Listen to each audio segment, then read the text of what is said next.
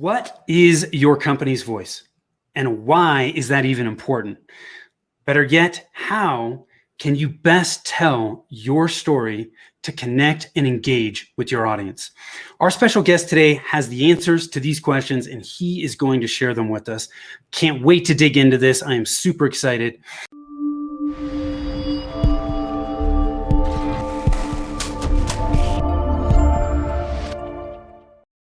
Hi, I am Tim Fitzpatrick with Rialto Marketing, where we believe marketing shouldn't be difficult. All you need is the right plan. I am super excited to have with me today Shane Borza from Shane Borza Coaching.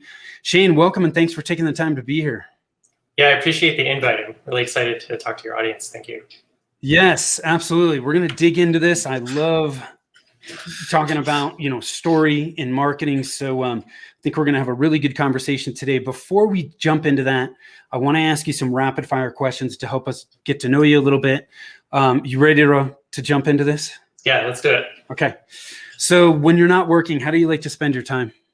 My wife and I are avid climbers, and we live in Las Vegas, so we have red rocks right outside, which is awesome. Okay, nice. What's your hidden talent? I'm really good at kind of building small teams. So not 100 people, but like 10 people. Okay. What's the best piece of advice that you've ever been given? When I was younger, I went through a bad breakup, and a friend of mine, his dad told him when he had gone through a bad breakup, don't worry about finding the one, worry about being the one. And that started me on all that self-work. Yes, that's actually really awesome advice. That's probably one of the best answers to that question I've ever heard. So working on yourself, you will naturally then attract the one that's right for you. Yeah. Cool. I love it. What's one thing about you that surprises people? I am a ridiculously huge Prince fan. I mean, I have like probably every album he's ever released, like 6,000 tracks. Like, I love Prince. Wow. Okay. What does success mean to you?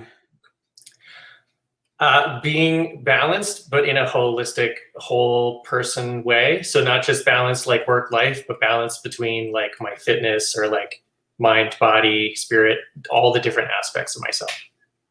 Where's your happy place? Yosemite. Okay.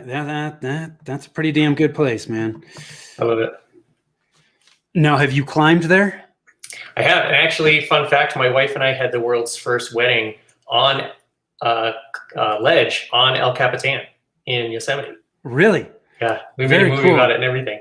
I love that. What's the climbing free solo? Did you ever see that? Oh yes, actually, a friend of mine who works in Yosemite worked on that film, and he said they were all terrified. I'm telling you, Josh, if people are watching or listening to this, if you have not watched Free Solo, it is an amazing movie. I don't care if you don't like climbing. It is just, man, some of the stuff in there is absolutely amazing. And man, that guy is crazy. But he's also extremely talented, right? Yes. And it was amazingly well shot too. Yes. To think they're down, 3,000 feet below him and shooting through telescopes. Like, what? Yes. It's incredible. Yes. Now, did they do some drone footage there too as well? Yes, they had to get, because it's inside a national park where flying drones is illegal, they had to get special permits to do some of those things. But luckily, because technically it's a National Geographic film, there's a lot of clout behind that. So they're able to do some things that normal people wouldn't be able to do. I'm telling you, man, my palms were sweaty like 90% of that movie. Okay, so what qualities do you value in the people with whom you spend time? So I'll just go to my default value list, which is faith, truth, beauty, and strength. And I think those are all not only important individually, but they can work together. So like having a strong sense of faith, whether that's like religious faith or faith in your family or faith in your abilities. So that would be my go-to answer. Very good. So tell us more about what you're doing at Shane Borza Coaching. What type of people are you helping? Let's dig into that. So two main aspects. One is helping people work on both their mental and physical fitness together, because if you have a healthy mind and a sick body, you're not going to do very well. And if you have a healthy body but a sick mind, you're not going to do really well. You have to really focus on the two, and like getting rid of anger and stress and poor communication, and kind of addressing making a plan. Like if you don't know what your values are, you don't know what your mission and vision are, then it's really hard to have any sense of purpose or what to do. And if your diet and exercise and sleep are all terrible, or you have some kind of illness, or you're always sick, then you're not going to have the energy or the ability to go out and do stuff. And so I really like to bring those two kind of specialties together as opposed to just one or the other. And I coach through a lot of different, I consult with different companies and things like that. And so I'll help people in that way.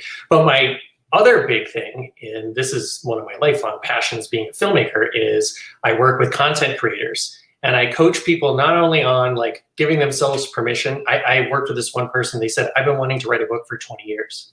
So for 20 years, they haven't let themselves do this thing.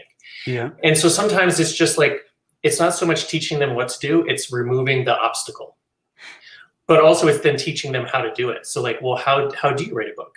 What's the process? Where do you start? What do you do when the book's done? How do you put it out there? And so I think that's a little bit more about what we're going to talk about today, because everyone has a story, whether you're a company or an individual person. And it's just figuring out how to tell that story in the right way so it lands for the right people, so you can then connect with them and then sell your book, sell your product, market yourself, whatever it might be. Yeah. Yeah. There's a lot. It's not just with marketing, but I think there's a lot that we can apply from other industries, other verticals into our own business if we just know how to adapt it. And there's so much to learn from a marketing perspective, from storytelling and film.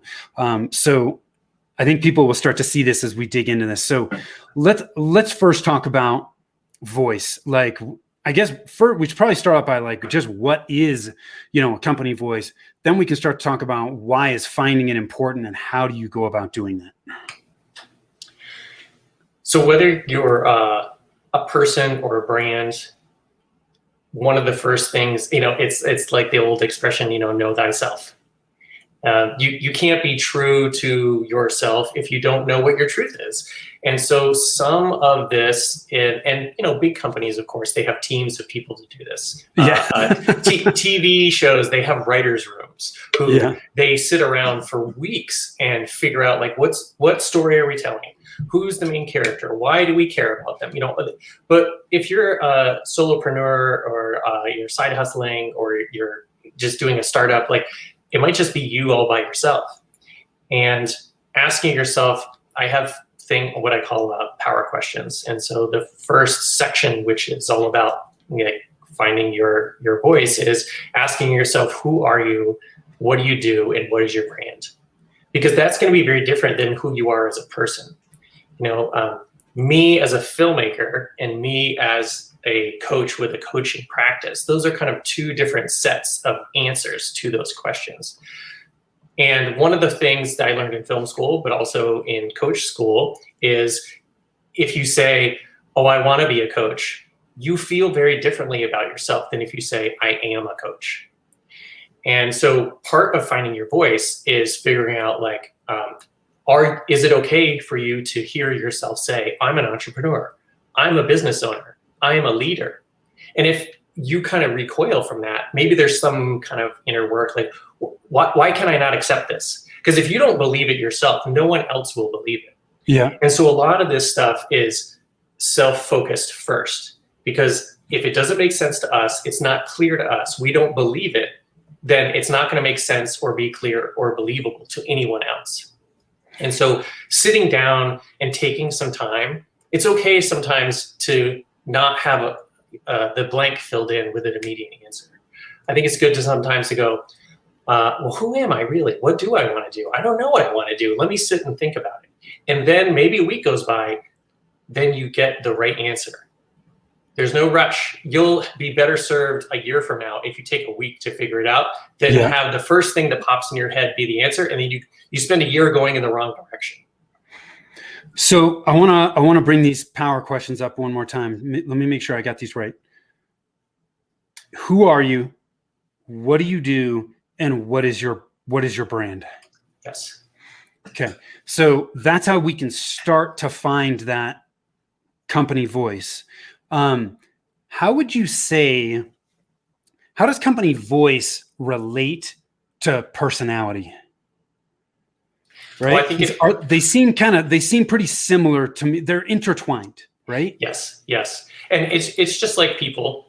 You'll have people who are very reserved and quiet, and they speak in a way that kind of reflects the way they carry themselves, the physicality, the way they interact with others.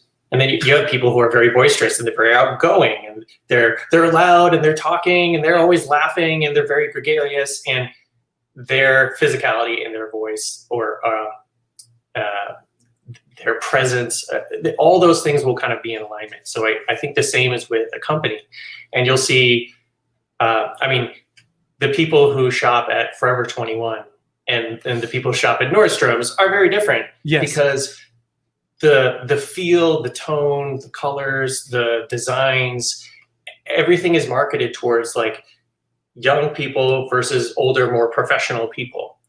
And so the voice and the presence of those two companies, they sound different, they look different, they feel different. And if you find yourself in the opposite store, you're probably going to feel very out of place.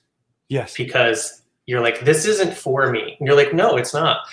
But leaning into that polarization can be really helpful. And you want people to be able to select in or out very quickly, as opposed to, who's this for? I don't know. It seems like it's for everyone, which means it's for no one. But really clearly establishing, if you're Nike or you're Reebok, sure, you could say they're both shoe companies, but Reebok is all about like the CrossFit games and some of that kind of stuff. And whereas Nike's much more like basketball and branding professional athletes in major sports and things like that. So it's very kind of clear their voice. Things like Just Do It from Nike, we all know that. Yeah. And without thinking about it, we can just see the swoosh with no words whatsoever. And the voice, that image literally says to us, just do it.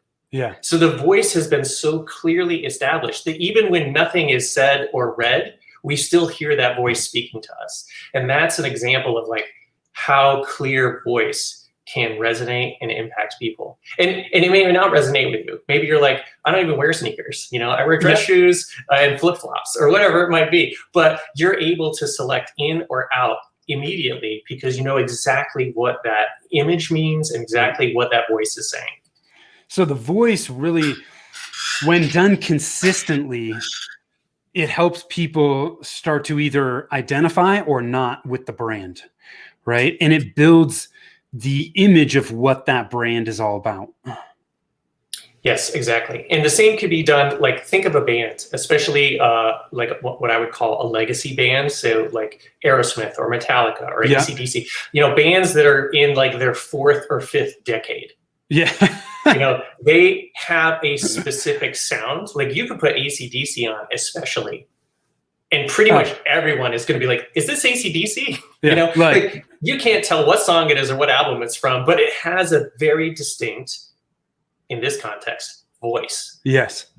And can you believe it? They just released a new album this year. I cannot believe it. They're all like in their 70s. And it sounds exactly like an AC/DC album. Yeah. And if you go to one of their shows, like you know exactly what you're going to get. And they're very consistent. So one of the things that's important is, as an artist, you want to make different things. People want to write different kinds of books and what have you, but it's still going to be under that umbrella of this is who I am and this is what I do and this is my brand. Even if you're doing different things, like I mentioned, Nike and Reebok, they make a wide array of products, clothing, equipment, shoes, but it's still within the brand that they've established for themselves. And it's still very quickly and very easily identifiable as, oh, that's this company, as opposed, Tom's shoes and Nike will never be confused for each other. Okay, so I'm gonna go off the beaten path here. I'm gonna tell you a quick, funny AC/DC story. So I have two kids. taking them to school in the mornings, I used to play like old music from the 80s and 90s, which is primarily when I grew up. So to get them pumped up for school, I used to play AC/DC Thunderstruck, and they associate his voice in that song is so just, raspy and everything. They thought it sounded like Donald Duck. So they were always like, hey, can you play the Donald Duck song? Well, that was Thunderstruck from AC/DC. So, anyways, that's hilarious. That. So let's talk about story. Okay. We found our voice, kind of got our personality, what we want to be, how we want to be recognized and known. What are some of the biggest mistakes you see companies making when telling their story? So first, just like I mentioned, like the writer's room or any other kind of production, there's no one person. I'm going to guess you have like a director or a writer, but there's a team. And quite often someone is either, like I mentioned earlier, a solopreneur, so they're kind of doing everything by themselves, or you have someone who's just like, it's my way or the highway. And in either situation, the problem is if they don't get feedback or any kind of review or check-in with someone else, then the thing that goes out, whether it's a product or some kind of marketing campaign or what have you, won't land because it doesn't make sense, or it's not in line with the brand or story or voice that product or company has. And the reason why, a major Hollywood film, there'll be several executive producers, several associate producers. Like, it becomes a team just of producers, much less editors, much less, there's a director, there's an assistant director, and all these people have meetings together and they discuss all of these different options. Like, what should the outfits look like? Where should we shoot this? What's the best size of the cast? How many extras do we need? They get really into the minutia and they make very specific choices for definitive reasons.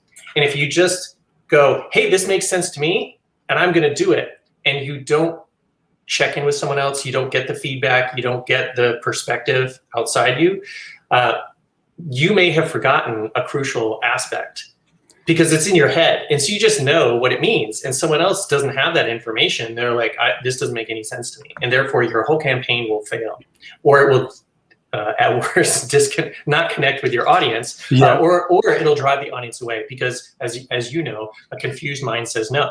Yes. And you don't want any ambiguity whatsoever. You want, again, people to say, this is awesome, this is for me, you can't stop me, I'm going to buy this and be a super fan for life, or this is crap, I don't like it, don't show that to me again. Either way, there's no confusion whatsoever. So if you don't create a team, you don't find a partner, or you don't hire somebody to do that check-in and to give you, and it's hard sometimes. When you're all excited about something and someone shoots it down, it's like, nope, it's not good enough. Or this is terrible, or I know you really want to do this, but this is a bad idea. Yeah.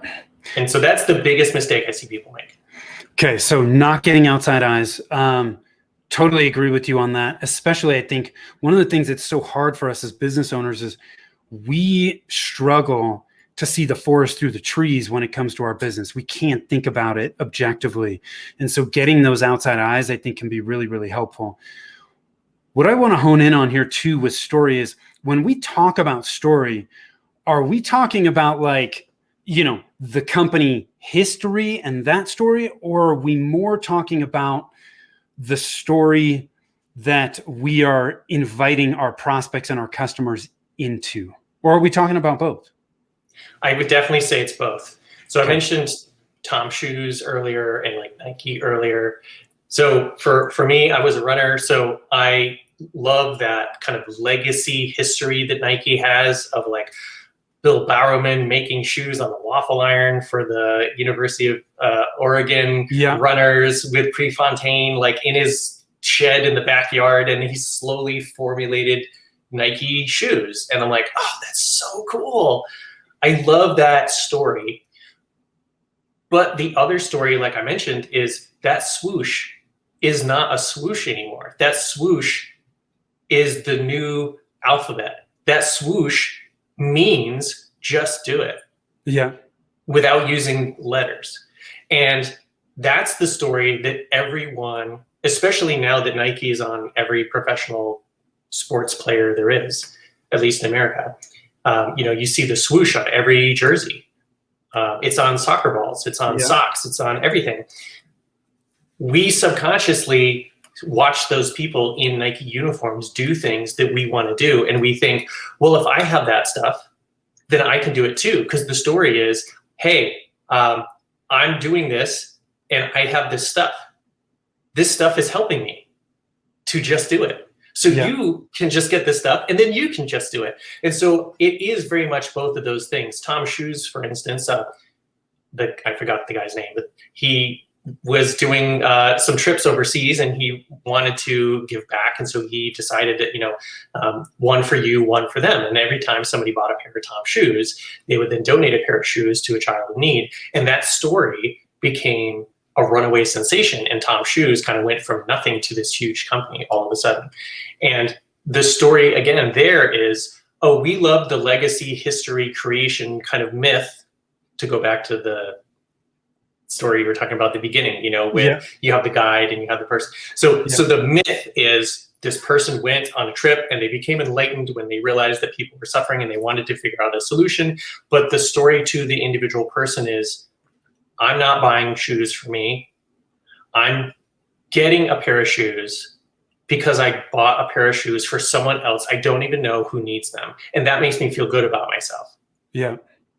And so it really is the combination of the two things. And really what's important, of course, and I'm sure you know this, is the context. If you have a coach over here who's just like, my whole life has been great and I'm really good at everything, so just hire me and I'll help you be good at stuff too. And you're like, okay. Or you have a coach over here who's like, I've gone through horrible stuff. I learned so many things by dealing with all this adversity. I got through it and I want to teach you all the hard-won lessons I learned. You're like, wow, that's an amazing story. And if you just said, hey, we have two coaches here and they're both good at stuff, without that context, yes, it would not help you connect with the story that speaks to you. Yeah. And so if you are afraid or unable to tell that kind of background story, you're going to miss out on half of the storytelling. It seems like there's some timing that needs to happen here, and correct me if I'm wrong or beg to differ. That's totally okay. But it seems like we need to tell that story first, where we're inviting the prospect into this story, because they have to care about us first before they're going to even be interested in hearing our actual story and why we're doing what we're doing. Am I on the right track there? Yes. And to go to media again, as an example, if you want someone to go see a 2-hour movie, you don't show them a 2-hour movie, you show them a 2-minute trailer. Yes. Yeah. If you want someone to buy an album, you don't play them the 1-hour album, you give them a single. Yeah. And so now you have this little bite-sized snippet kind of teaser that makes people, again, select in or out. And like, oh, I heard the new single, it's crap, I'm never going to get that album. Or like, I heard the new single, it's so amazing, I bought the album on pre-order and I'm just waiting for it. Yeah. So the same sort of thing with your story. If you watch a TED Talk, those speakers have perfected the art of coming on stage and introducing themselves in such a way that if you were about to get up and walk out, you're like, well, shit, I gotta listen to this now. Yeah. You got me for 20 more minutes, because that opening salvo was so effective that I'm like totally hooked. Yeah. And so that's a skill, and you need to learn how to do that. We can't tell our story until we first get them interested. Till we've got their attention and they've shown interest. Yes. Okay. Good. I think that's an important distinction for people to get, because I think a lot of people, especially from a marketing standpoint, tend to talk too much about themselves, and our customers really don't care about that, at least in the beginning, right? We need to grab their attention to let them know, hey, this is a problem you have, I know exactly how to solve it, or this is a result you're looking for, I know how to get you there. once you bring them in, then you can tell them about your background story and your philosophy and, you know, why you think this way and how you can help them, but they're not going to care about that until you grab their attention first, right? Mm-hmm. So let's talk about some tips to really help people that are watching or listening to this. What are your top 3 tips for helping businesses find that voice and tell their story? So we were talking a little bit before we started recording today, and to put it into 3 parts, I take basically the production model from filmmaking, and I teach people that skill set for either business or making their own content. And that is solving the problem of the 3 aspects of creation, which is the pre-production. And that is getting yourself organized, asking yourself a lot of questions, doing all the pre-work before you actually make something. And if you don't take the time to set yourself up in pre-production, that's establishing, I want to start a new company. What am I going to do? Who do I need? Do I need backing? Do I need a loan? How am I going to, where am I going to, do I need an office? That's all pre-production. Figuring out, I want to write a book. Okay. Is it going to be a print book, an ebook? Is it a novel? Is it a how-to book? Do you need an editor or a copywriter? Like, can you do it yourself? What are you going to do for that's all stuff you need to figure out in pre-production. Okay. Before you go into the actual production. Production is where you make the thing. And that's an entirely separate stage. And then the 3rd stage is post-production. And that's, okay, we made it. Now we need to edit it, market it. We need to export it. We need to upload it. We need to distribute it. All 3 of those sections are separate entities. They all have their own challenges. They all require different skill sets. They all require perhaps different hires. You need different teammates for each one of those 3 things.